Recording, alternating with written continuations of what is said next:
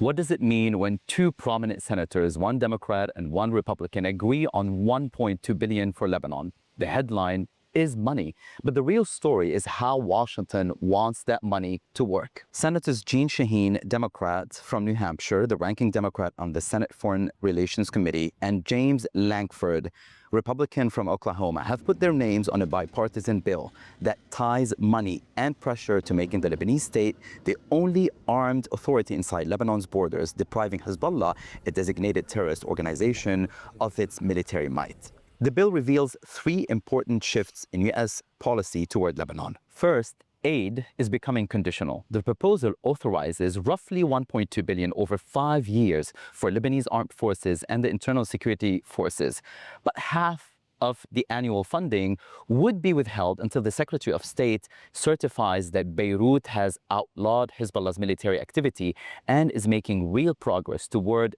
state monopoly on weapons. So this is no longer just support. It is support tied to measurable performance. Second, Washington wants to reward progress, not only punish failure. So if Lebanon keeps moving forward, annual security funding can rise, potentially pushing the total package above $1.5 billion. As one Senate aide put it to MBN, if the Secretary of State determines that there has been meaningful progress, additional U.S. funding can be unlocked. That changes the incentive structure. The message is simple: show results and more support follows. Third, disarming Hezbollah is being framed as more than a military operation. The bill also calls for the Lebanese state to expand services and legitimate political participation in communities that currently depend on Hezbollah's parallel institutions. So Washington's bet is not just take away the weapons, it is make the state strong enough to replace the system built around them.